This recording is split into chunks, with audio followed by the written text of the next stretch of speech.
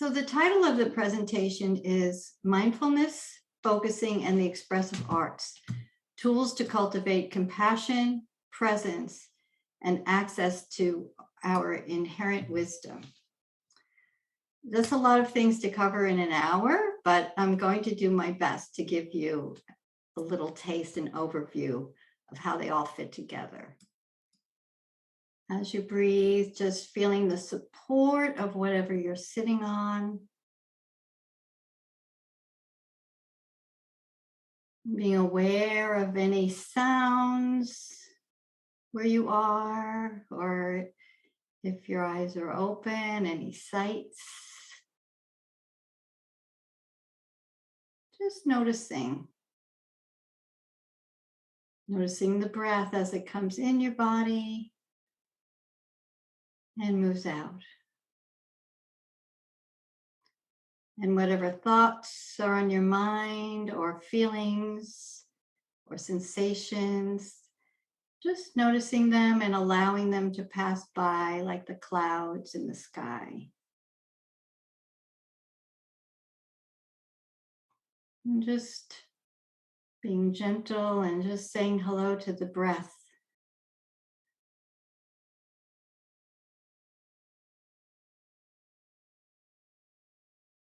As you breathe in, if you'd like, you can silently say in as you breathe in, and out as you breathe out.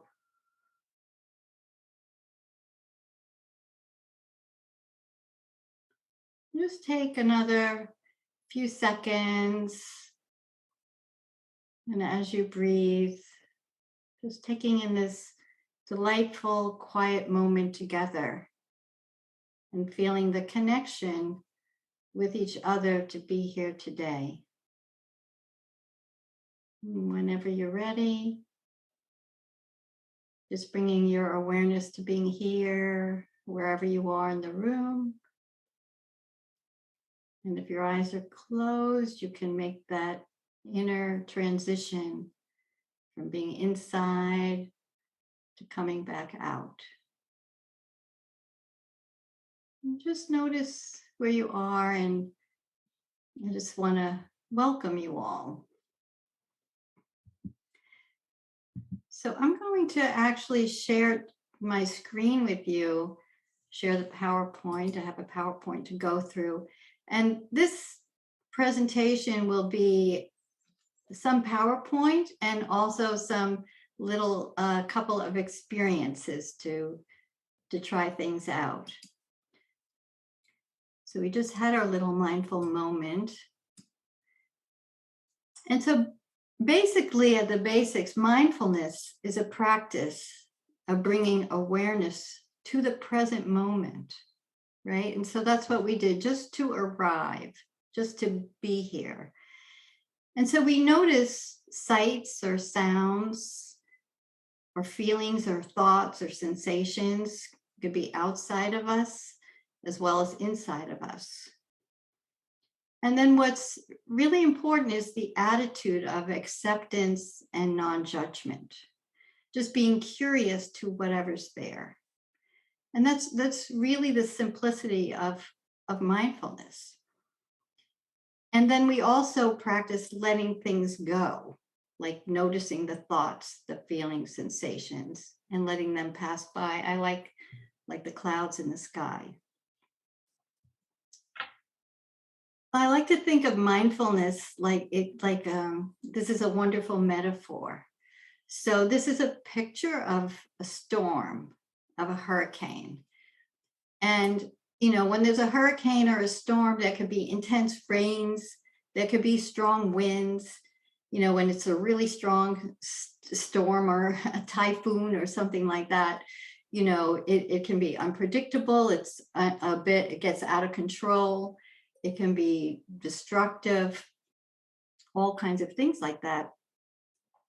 And then what's really interesting, because this is nature, that every storm, every hurricane has what's known as the eye of the storm. And what's so interesting, I find it so interesting, is that the eye is not, it's a calm place in the midst of it. It's in the, it's, it's a still place. It's clear, it's not cloudy. And so I just find that so interesting. And I think it's a really helpful metaphor for understanding ourselves. So this is, I don't know if you know this painting, but it's a painting. Yeah, people know this. It's Edvard Munch's The Scream. It's like, and I know we've all felt like that. So that's like that could be our storm. Or the other picture is this person, who's got all these thoughts in their head, when you have your mind is just going crazy, and we can get pulled into like, worry or anger or fear, and they're sometimes big, sometimes they're little, but any which way they can pull us. We can get lost in those feelings, in that storm of our emotion. But we also have this center. We have this eye, really, that like what we just did is to notice any thoughts or feelings or sensations and let them pass by like the clouds in the sky, right? So we can see, and that eye is a witness, and that eye is also a calm, still center. And that's the power of mindfulness as a practice, that it takes, if we just do it one time, it's very difficult. But there really is, just like with physical exercise, if we do the physical exercise, we can strengthen our body and we can strengthen our muscles. And mindfulness is the same thing in meditation, that when we practice, as in a daily practice, we do create, neuroscience shows us that we create new pathways, and we can create, the brain can change.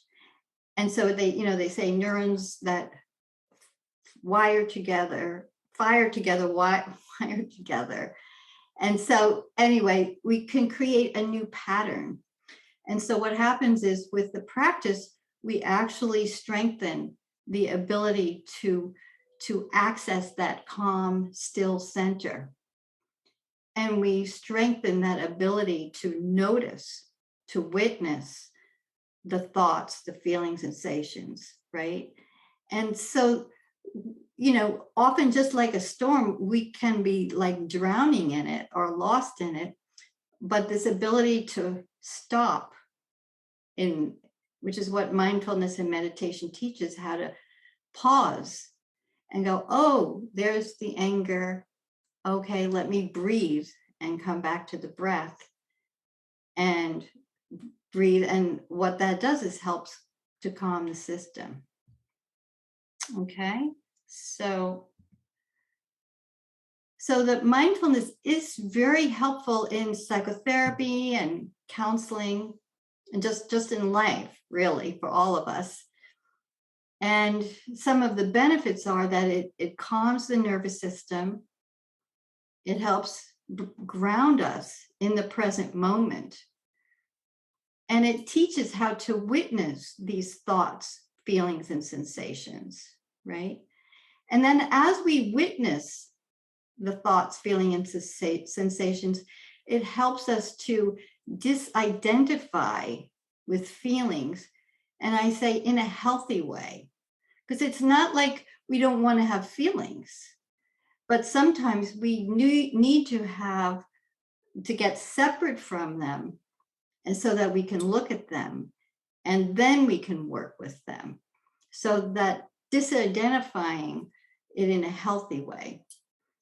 And that helps people, when you can like witness it and see the feeling, observe it, then you get this experience of the self inside, and you realize, I'm not my depression, right? There's a self in here. There's more to who I am than the depression, where many times, with the depression or feeling anxious or the trauma, people are like lost in it like a storm. So there's that I'm not my depression, I'm not the anxiety or the trauma. And so with that, it promotes emotion regulation, right? People learn how to balance the feelings and get some stability. And then through that, through the working with it, if you get a little bit separate from it, it can lead to insight and meaning making. So this is a picture of Thich Nhat Hanh. I see some people smiling, and he's an important teacher in my life. He's a Vietnamese Buddhist monk who has been the biggest teacher to me of mindfulness. He's a mindfulness teacher. And when I was writing this book, it was in 2014, Mindfulness and the Arts Therapies. I was reading Thich Nhat Hanh's book, Pieces Every Step, and I found a passage where he talked about transforming feelings. And I was, a lot of, our Pitas shared that I've been practicing meditation for 40 years. So I have had different meditation teachers and mindfulness teachers. And, I learned different things with different people. And a lot is about letting the feelings go.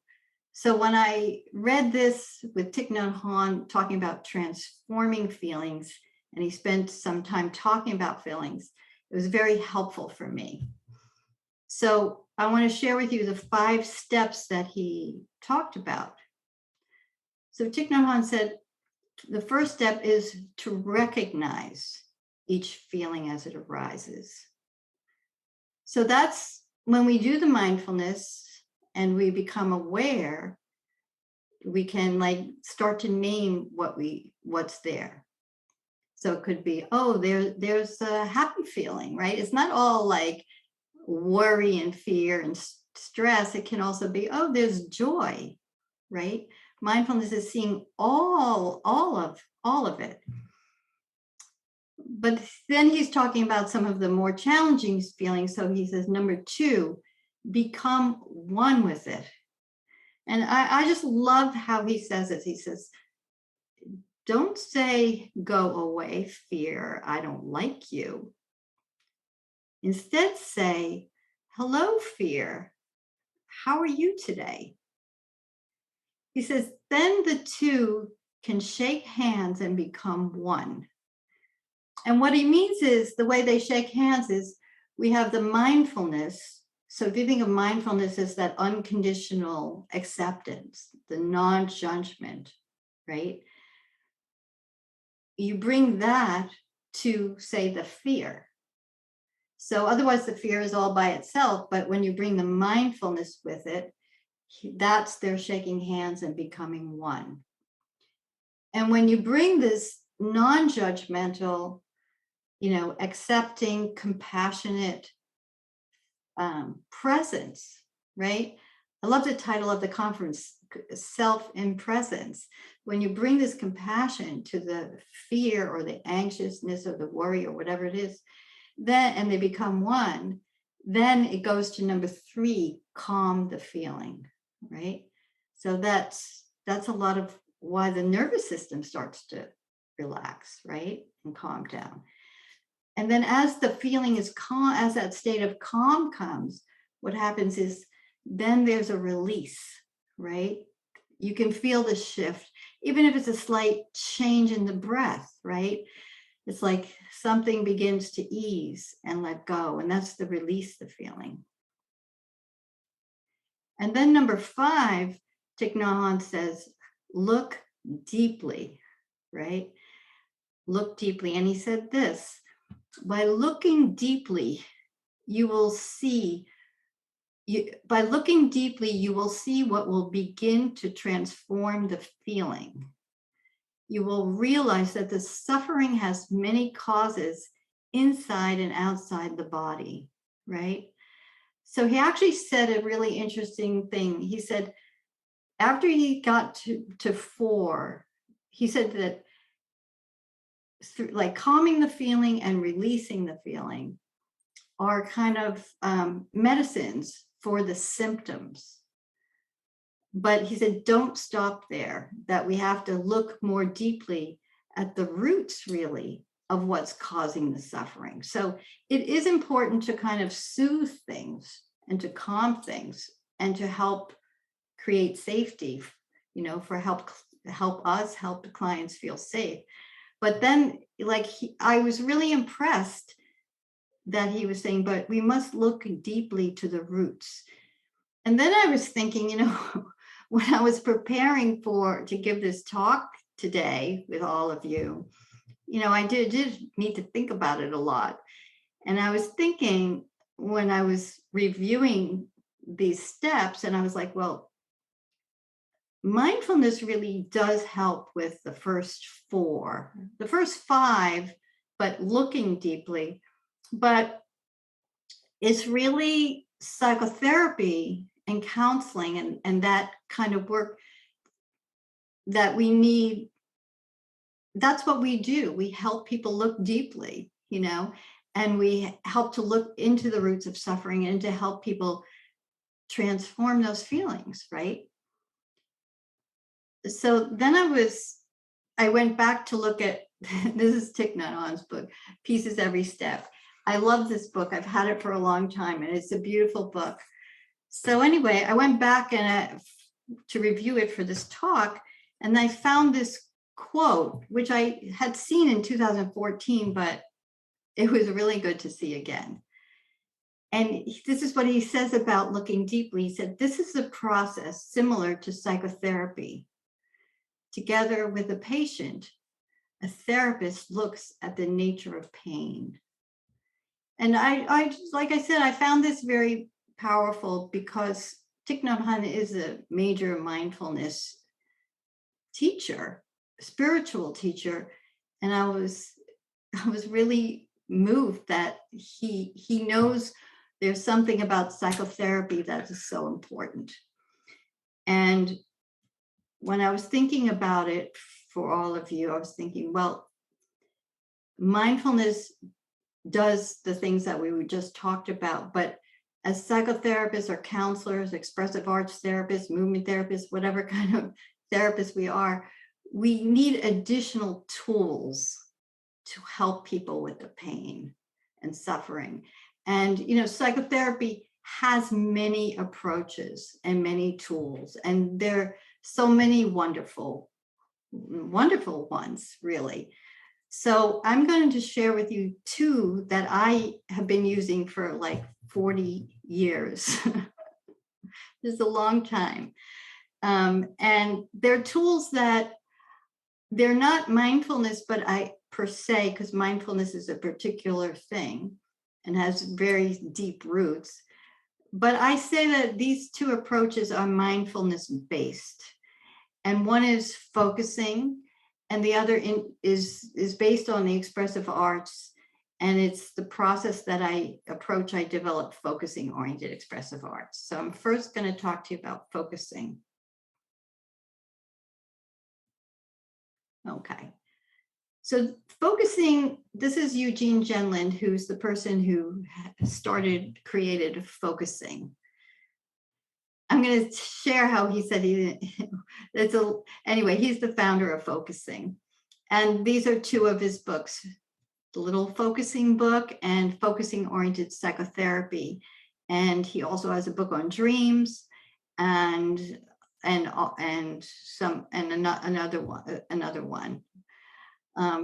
Eugene Gendlin was a psychologist and also a philosopher. And so I put the International Focusing Institute website address because there are numerous. They have what's called the Gendlin online library there that is just available to anyone who goes to the website. Gendlin said, we call him Gene. Gene said he just wanted to make all of his writings available. So you can go on that and it has a wealth of information. So what is focusing? Focusing is an evidence-based method. So this is actually Eugene Gendlin and Carl Rogers here. And focusing was developed out of research that Eugene Gendlin did with Carl Rogers in the 1960s. They were at the University of Chicago in the US.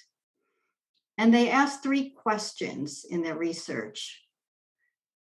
Why doesn't psychotherapy succeed more often? And why does it often fail to make a difference in people's lives? And when it does succeed, what is it that those patients and therapists do? So, when I present this, I think it's so important to realize that this is the 1960s. So this was, most of the psychotherapy before this was psychoanalytic.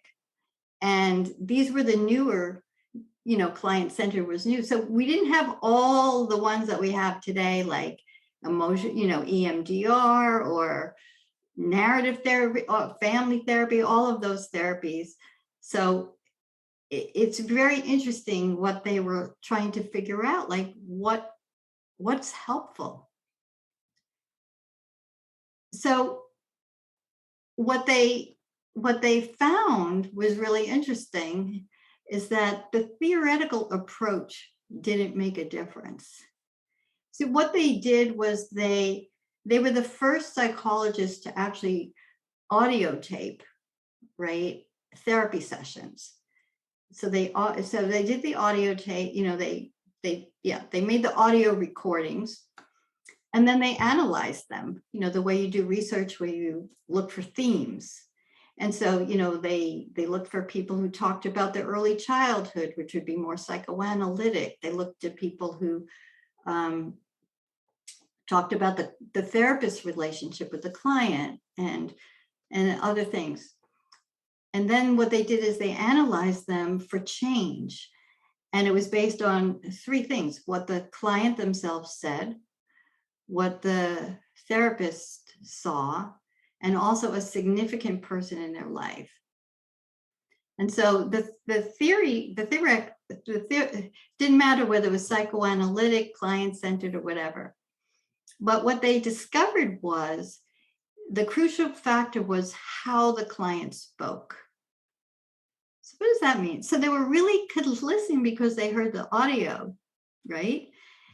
And you'll recognize this. There are some people who, when they're talking, it would go something like this. I went food shopping yesterday, and when I was coming around the aisles, there was this person coming, and suddenly I got like butterflies in my stomach. I got and they said, I felt so anxious. And then they paused and they went, wait, no, you know what? It wasn't anxious. Actually, I was like super excited. I was super excited. That's it. Super excited to see that person, right? So there are some people who do this naturally, where they talk and then they check against something inside they know doesn't feel that way, and they correct it.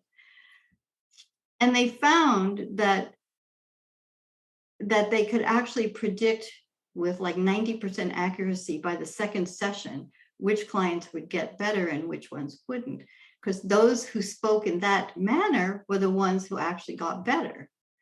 So what was that? So Gendlin, he termed what they were sensing inside or checking inside, he termed that the felt sense. Okay. So they were clients who were able to sense how they were inside beyond the cognitive mind, not just coming from up here, but they were listening to something inside. And Gendlin said, well, if some people do this naturally, then let's teach other people how to do it. And so that's how he developed focusing. And he first developed it as steps to learn focusing. So we're going to do a little bit of a focusing, but I first want to tell you a couple of things that are essential. Because what's really important about focusing is what Gendlin named the focusing attitude. And the focusing attitude is about being friendly to what is there and being curious and not judgmental. So with focusing, we kind of bring our attention inside to the body, right? Because that's where people were talking from. They were sensing something inside. And so Jen taught people to kind of bring your attention inside with this friendly attitude. And that's why I say focusing is mindfulness based, because that's what we do in mindfulness. We can turn our attention inside. People ask, well, what's the difference between mindfulness and focusing? And one of the things I say is, with mindfulness, we're being aware of, like, we could be aware of the sights, what we're seeing. We can be aware of the sounds, right? We're aware of everything outside as well as inside. And with focusing, it's really about just the body, okay? So it's bringing mindful awareness into the body. And that's what he called the felt sense, which is the whole feel of what we're experiencing within the body.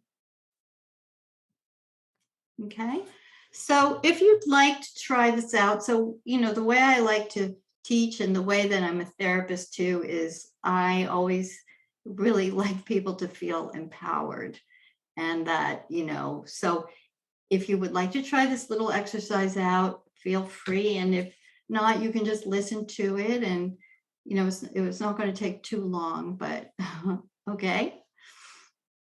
So you can just, again, let yourself sit in a comfortable position. And this is what's called a focusing attunement. And you'll see how it's a little bit like mindfulness. And so just for emotional safety, when we check inside, we don't really know often what's there. And so just for you to know, if you feel like, oh, I've been like in a very vulnerable space and I don't really want to look inside, that's okay. You can just kind of go along and notice what I'm sharing. And but if you feel like checking it out, then you're just going to bring this friendly attitude. Okay. Yeah, so take some nice breaths into your body.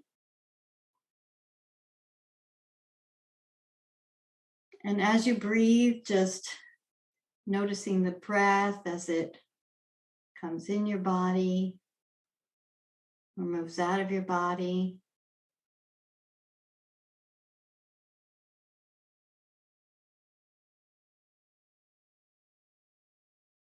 And as you breathe, feeling the support of whatever you're sitting on.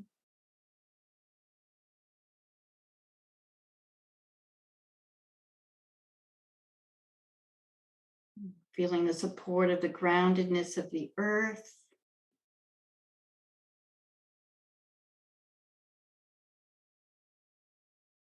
And also the support of the connection with the sky and the heavens and the spirit in life.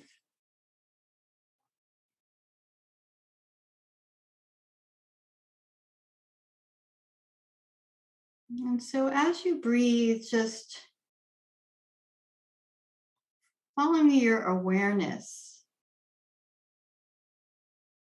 following your breath down inside to your body sense.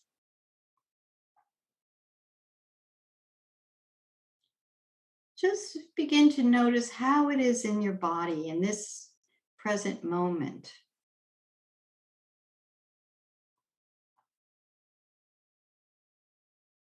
However it is.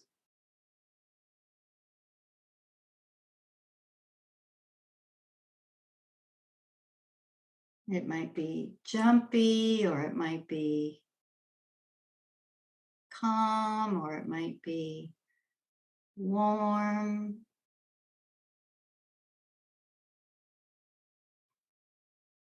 or many other things.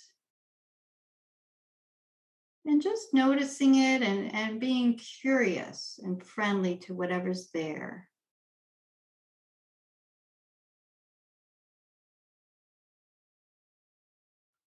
It's like just saying hello inside.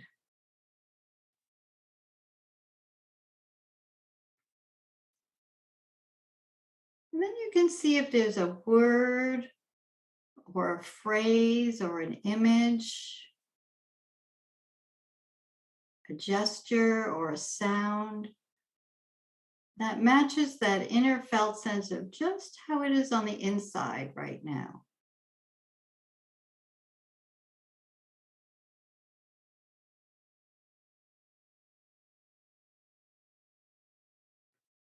It might come as a word or a phrase, an image, a gesture or a sound.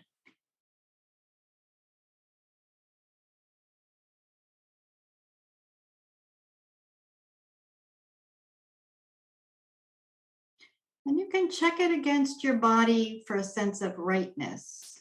Like if a word, phrase, image, gesture, or sound comes, you can just check inside and ask, does that feel right?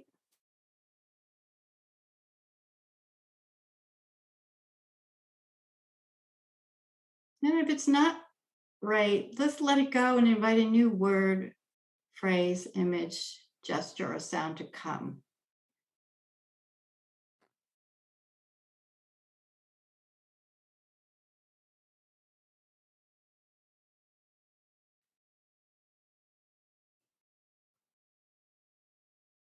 And take however much time as you need. And if you don't get it, if it doesn't come, that's okay. Just be welcoming or friendly to whatever's there. And if you did get a word, phrase, image, gesture, or sound that match, notice how it feels when it matches. Like notice, does the body inside feel the same, or is there any little shift? But no pressure. It doesn't need to be any particular way. So whenever you're ready, just bringing your awareness back here, making that internal shift as you're ready.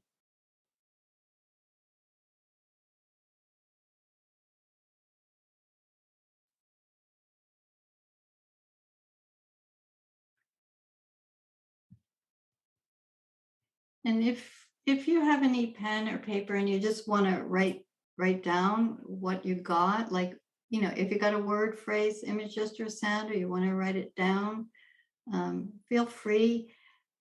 I'm going to talk for a little more than 20 more minutes, and we are going to have a little time for question answer. So I think what I'd like to do is if you have a question about this part, to kind of ask it at the end of the whole thing.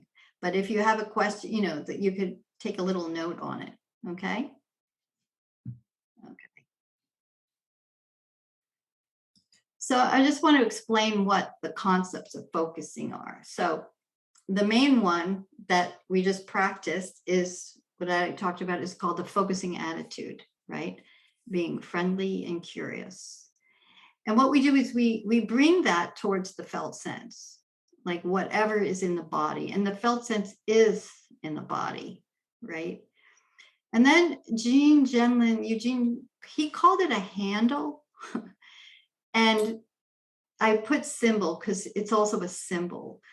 And I'm going to explain handle, but sometimes people get I've taught in many different countries in many different languages, and people get all like, what's a handle? But I'm still going to explain it because it's one of Gene's words.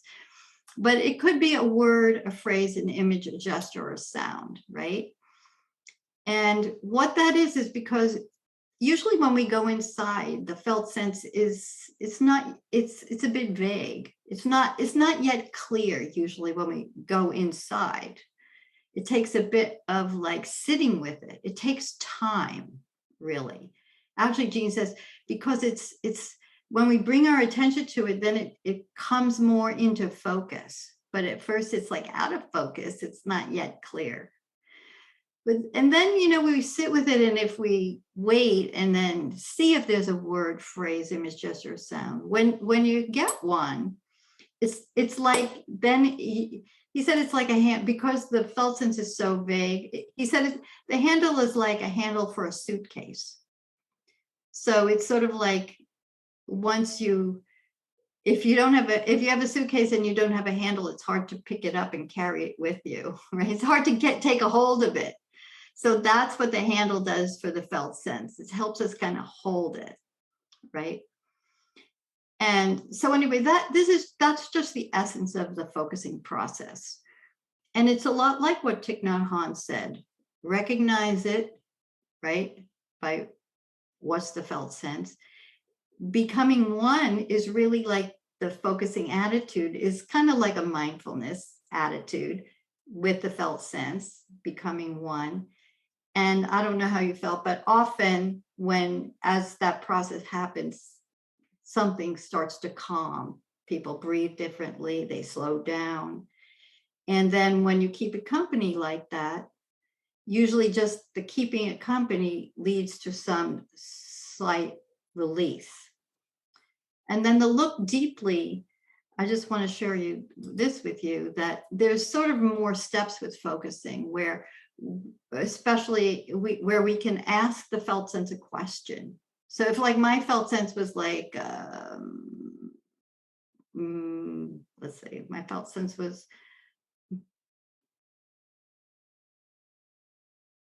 I don't know, like, well, I'll just ask think of somebody, is it just sort of like conflicted, right? It was maybe it was actually like a gesture, like kind of like this, right? Something pulling. You could ask it, what makes it so pulling, right? And we listen to the felt sense. So there's a relationship going on between asking it a question, right? So you're going to see this more when I show you how I integrate focusing with expressive arts, because I'll have a concrete example. All right. But that is the essence of focusing. So then I want to just share with you that the other thing that I have used for over 40 years is expressive arts.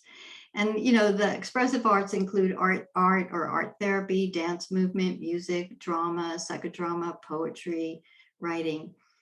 And for me, I found that the creative expression of things and sort of taking what's inside and putting it out just help with the release of things, and also help with, with the expressive art. When you use creativity, it connects you with sort of a creative energy, which I say is inherently uplifting. So in a way, there's connections between mindfulness and meditation and expressive arts, not just, any art process. And so I found there's just something transformational about it.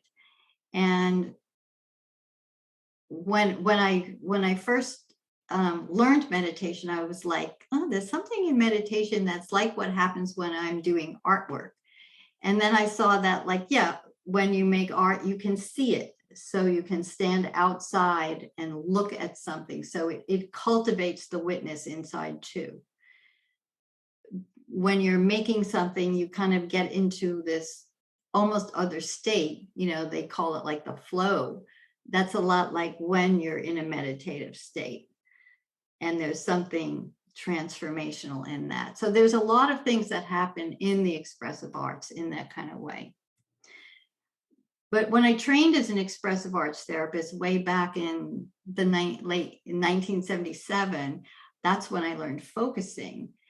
And I learned them sort of at the same time. And when I learned focusing, I was like, oh my goodness, this goes so well with expressive arts. And here's how it works, that the symbol or the handle easily goes into the arts. So a word or phrase easily goes into poetry or creative writing. An image easily goes into visual art. And the gesture, like if you got a gesture, sometimes it's not words, it's the gesture or a movement can express something. Like I said, like if I feel conflicted, maybe it's like this. Or sometimes maybe I feel tender and it's like I can show you that it's like this. And so if I have this, then I can, it's like the pictures, can express more. It could go into movement. And the sound, sometimes you might have a sound. It may be, I can't do it because it doesn't work right in Zoom, but, I can just show that, maybe there's a nervousness and I could like hit this quickly, right? So sometimes this is how it can easily get expressed in the arts. So that, yeah. So when I discovered this in 1977, it was at the beginning of my career in expressive arts therapy. And so then I just tried out focusing with expressive arts with all kinds of people. So I wanted to share with you the very beginning, because this was with in a psychiatric day treatment center. So it was people diagnosed with severe and persistent mental illness. And so what I did was like what we just did of going inside, right? I asked them, I actually made it into a theme, and I call it, we focused on stress reduction. This was in the 1970s, before they really even called anything this. There wasn't much work on stress reduction. But I led them in a focusing, and I had them listen inside for the stress. And then they got a symbol and an image and expressed it in visual art. So this was the client, and you can see, like, felt the stress coming towards the head and also in the feet. And then we would do some kind of expressive arts, like we'd do some creative movement or music or something.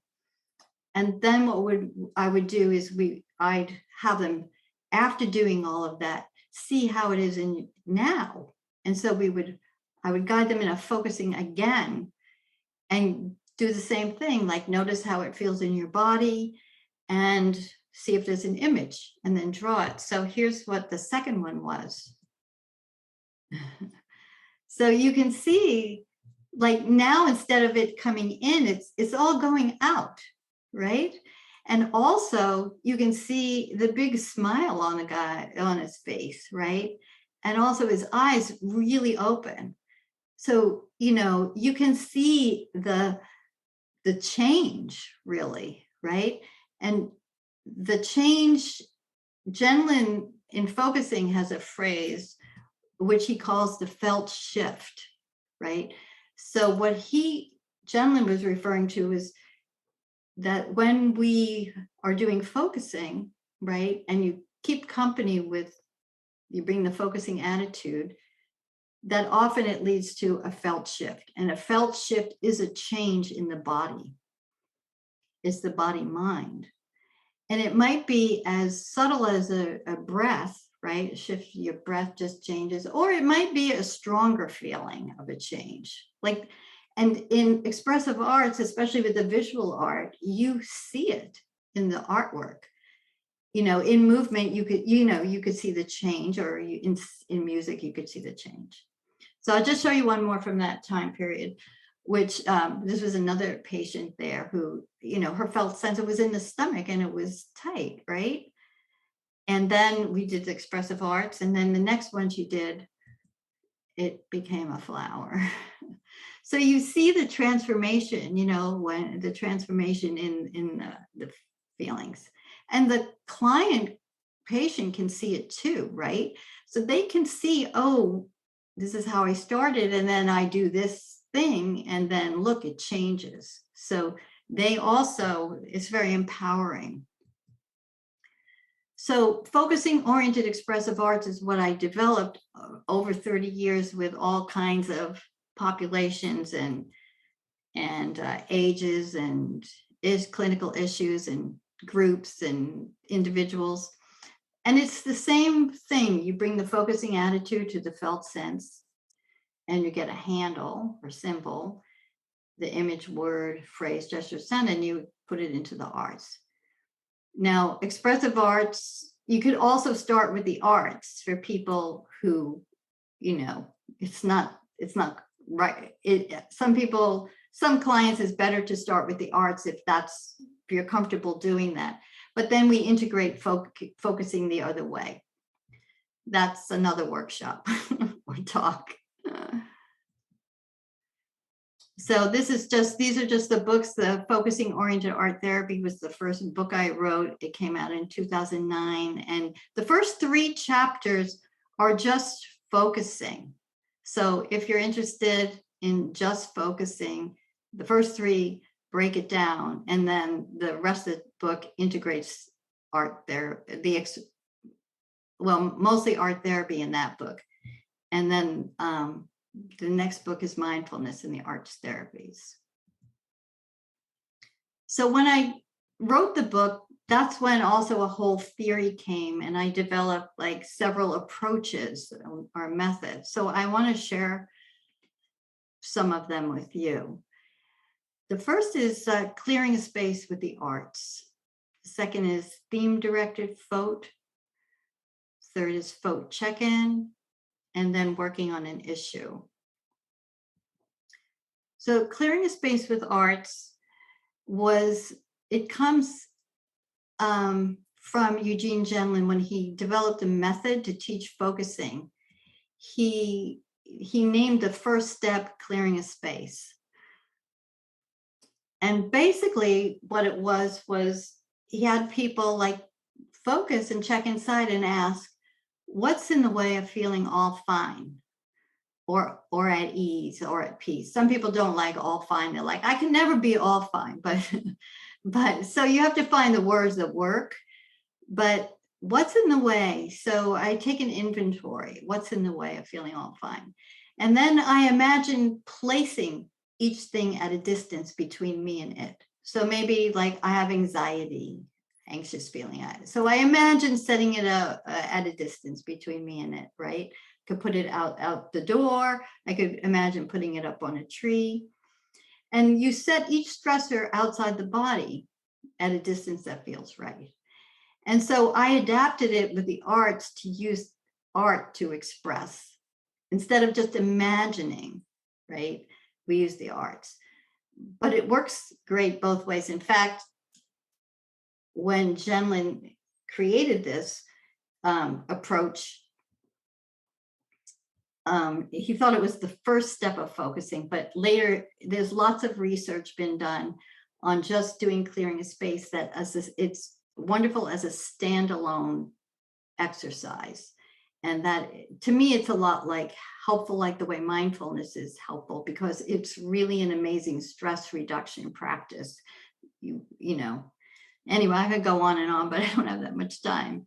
So anyway, after you set it all out, then you sense the place that's all fine, separate from that, right? So it's a lot like mindfulness, where you kind of can sense a place of wholeness, separate from those thoughts, feelings, and sensations.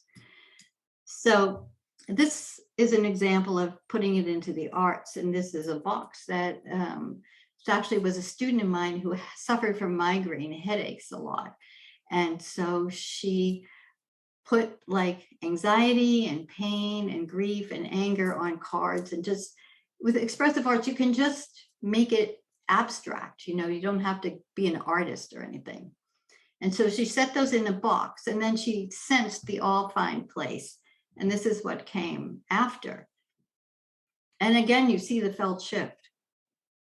You see, and she said she felt light like the clouds, and she felt all this energy and all of that. I've done clearing a space probably with hundreds or 1,000 people, or between me and my students.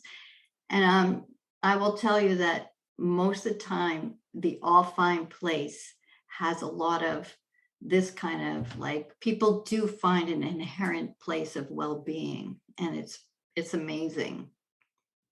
So this is another example of from a client who had cancer and was in a lot of pain.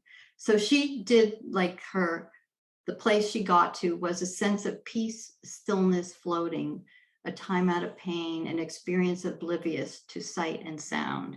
It was wonderful. The next is the theme directed approach. And this, we choose a theme that's relevant to the group or individual. And then you focus and get a felt sense on that. And you do the same thing, a symbol, an image, a word, a phrase, and then you express it in the arts. And a theme directed approach is really helpful because we can focus on themes of resilience. And this is really helpful because sometimes focusing on just whatever's there, like we did, is not safe yet. Person's not ready to handle like a fear or a worry or anxiety, or there might be trauma there. So we want to build the resilience first. And so this is a trauma-informed approach. And some of the themes are like, so I use mindfulness practices, a peaceful place, a source of strength, gratitude, compassion, stress reduction, self-care, appreciations. And these are some of the pictures from them. And what's helpful with the visual art is people then can have it. They can put it as a screensaver. They can hang it in their room, and then it reminds them. It brings it back. The felt sense of these resilient feelings. So I do want to give you a little practice, but because I know I'm tight for time, because I want to give you, I'm going to go through the rest and we'll do the little practice at the end. Okay. I'm just going to go through the rest of the check-in and working on an issue. So the phone check-in is like what we just did of the focusing attunement, but then putting it into artwork, right? Expressive art. And then the working on an issue is continuing with it. So this example was a student of mine actually who had a rare, got diagnosed with an illness like in her late 20s. And she had been in school, and then it was very, it had a lot of pain and autoimmune things and stuff like that. So we just did the same thing. And then this is what she drew. And here's what she said. She said, before I began using focusing with art, I thought of my pain and anger with hatred. The illness is symbolized as a creature with black claws inside of the human figure in red. The creature is clawing and scratching inside my body, leaving bloody red scratch marks. You see the little figure? And that's often how people feel, like when with an illness. It feels like something invaded my body, right? So then I invited her to imagine. So in the expressive arts, you can use your imagination. What would it feel like and look like to be friendly to the illness, right? So this is like imagining, bringing in that focusing attitude.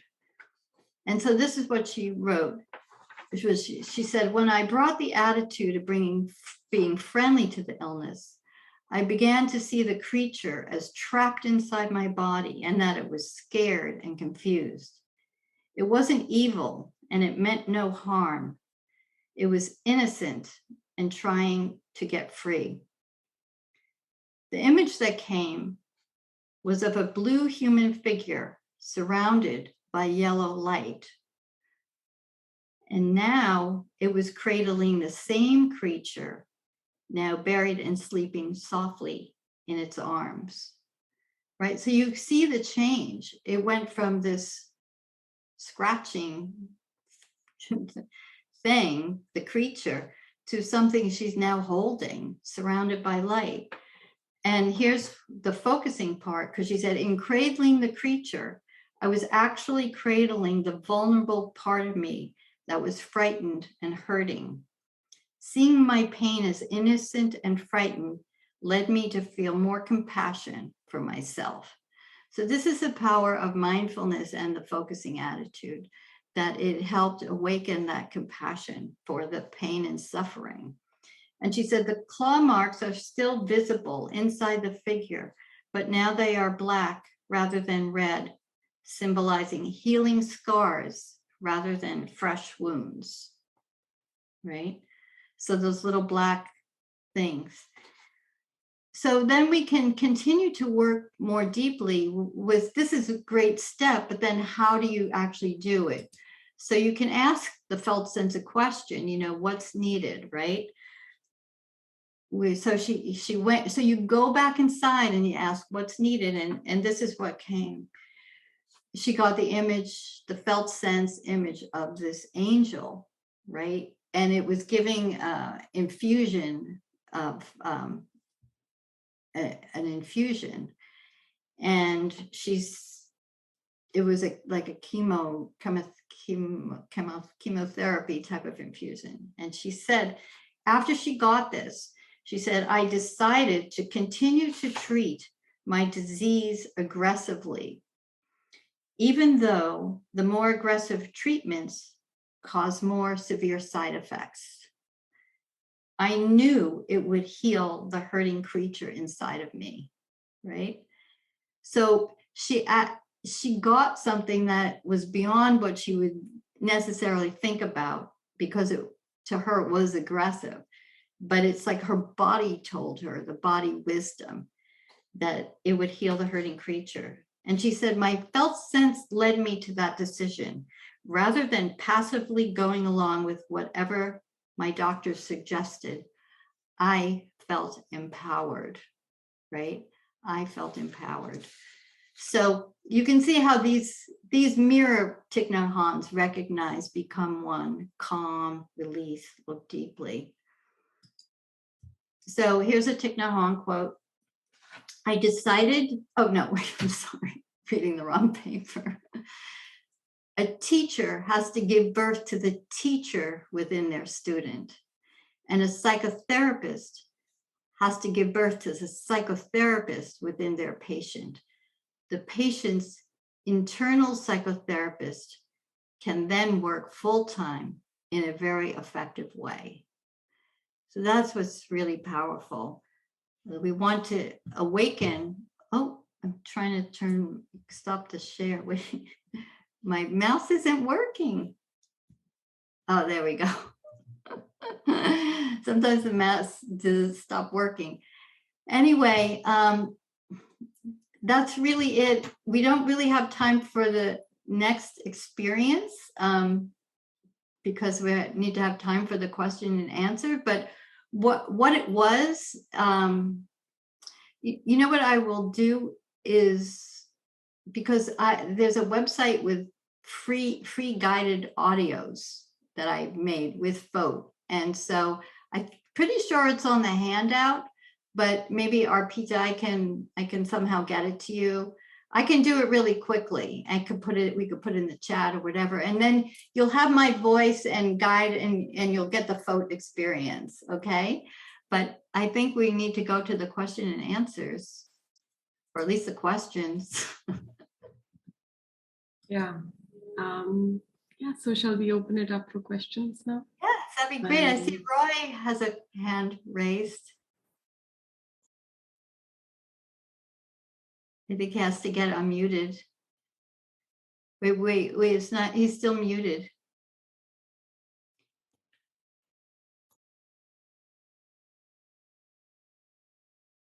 Can Roy unmute? Hi. Yes, yes. Thank you so much. That was a very, very enlightening, and I'm just being introduced to this subject. A question I had for you was, how much, time, how many sessions, like if you start working with focusing with a client, and then how long? I mean, the way you present it, the shift is immediate. You were right before, but actually, based on how does it actually manifest generally, and the responsiveness, what kind of responsiveness do you need from the client to agree to this process or to explore it? Because sometimes clients will resist.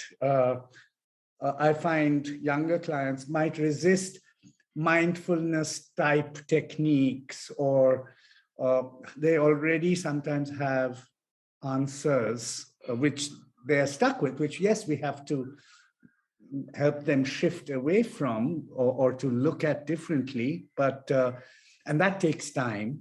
So I just wondered whether how this process actually works and how one can learn to be a practitioner of this process. Yeah. So focusing by itself, you mean, or both? Focusing oriented expressive arts, both of them, or just focusing? Oh yeah, that's okay. I'll just answer it. It's okay. It varies, of course, client by client, right? But with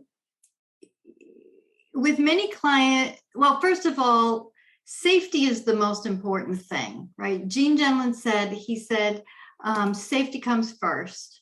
And in my foundational principles, that's it. So like with the clients who are resistant, it's like we don't want to push anything. And also it's why it's helpful to have a lot of different tools, because different tools work with different people, right?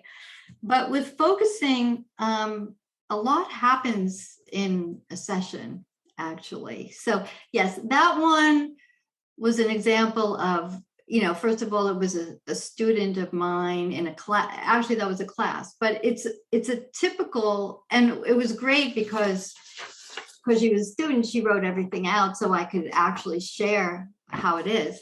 But I did have another example for you that I didn't show, which was a real client. And I can describe it where, she got her felt sense and she had a bruised heart, right? So she drew the bruised heart, one session. And then I asked her to ask inside, she went back inside and ask it what it needs, right? And she got the image of these big, strong hands holding the heart together, right? That was one session. That was probably, a half an hour of the session, because they draw, I teach people with the art, I teach people to just make wavy lines, make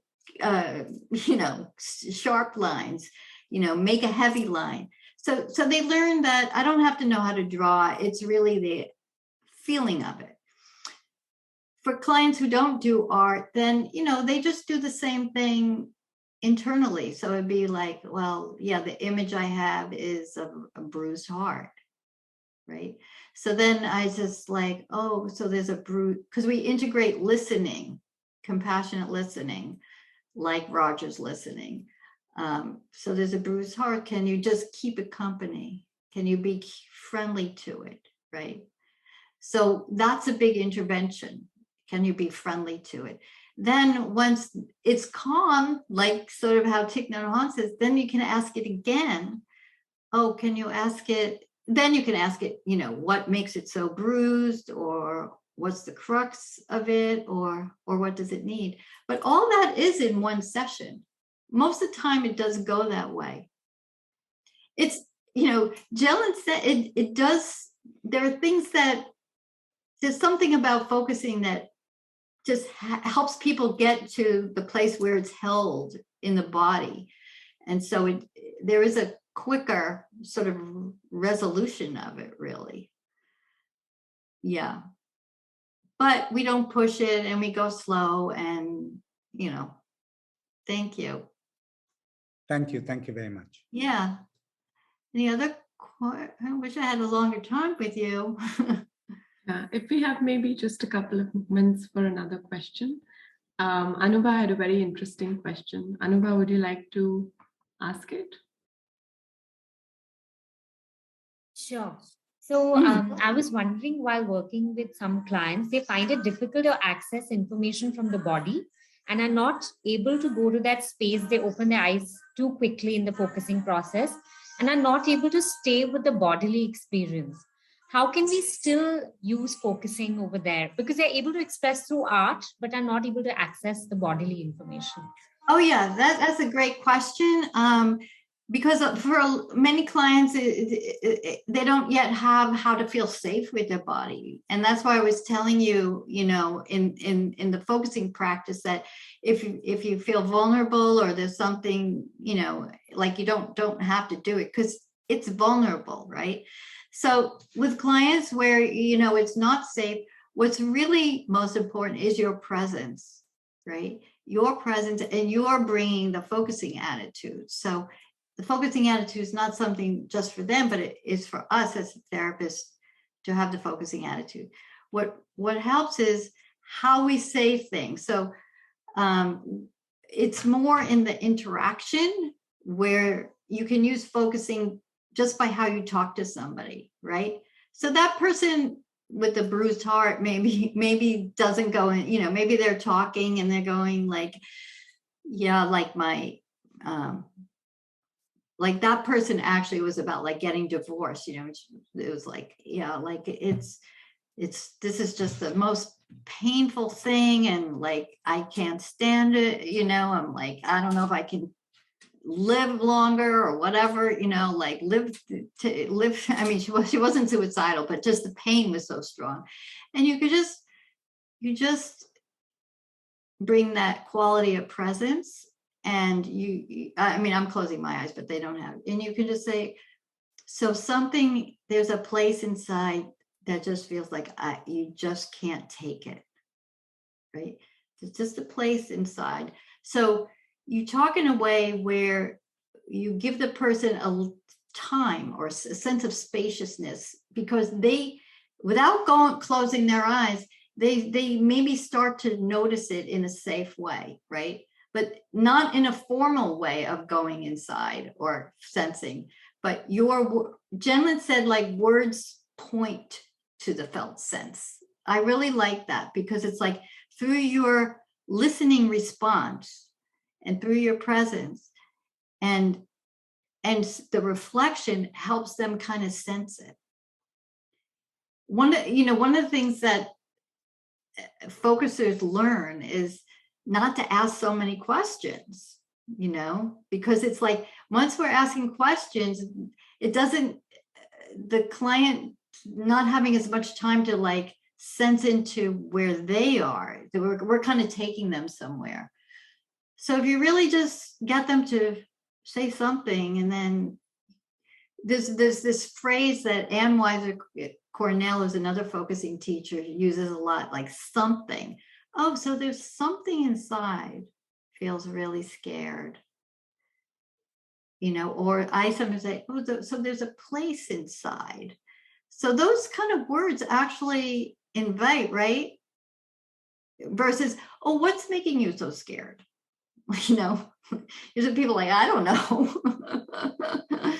But just something inside feels scared. Oh, can you just be a little friendly to that? Okay. I see a question. Do we have a felt sense? Thank you so much for your questions. Yeah. Unfortunately, we're out of time. Yeah. And, I just want to thank Dr. Laury for the wonderful session. I hope everyone enjoyed the session, and I hope we all find ways to explore more focusing in our practice and our lives. It's a really wonderful practice, and thank you for showing how you connected to the expressive arts. So everybody, if you want to just say something, just share how you felt about the session, please just put it in the chat, and we'll close in a moment. Should I quickly look up that site? Yes. Can I? Yes. And I can give it to you really quickly. Like, is it on the Focusing and Expressive Arts Institute? No, it's on SoundCloud. Okay. And so everyone can get it for free and listen. There's a lot of, okay, here it is. I can put it in the chat. Should I just do that? Yeah. Yeah. You can do that. Then there's many guided the mindfulness but they all take you into expressing it through the expressive art. But it's focusing. So if you don't want to do the expressive art part, you could just do the focusing part. Yeah. Thank you. All right. So, Oh, thank you so much. I'm so focused on looking that I'm like, oh, they're writing in the chat.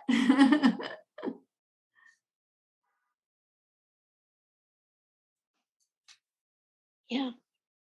Oh, the Eugene Gendlin site.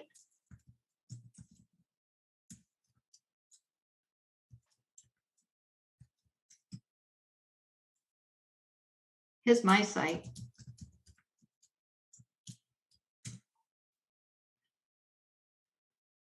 Well, I'm very grateful to all of you, and I feel like we had such a nice connection. You know, I can feel it.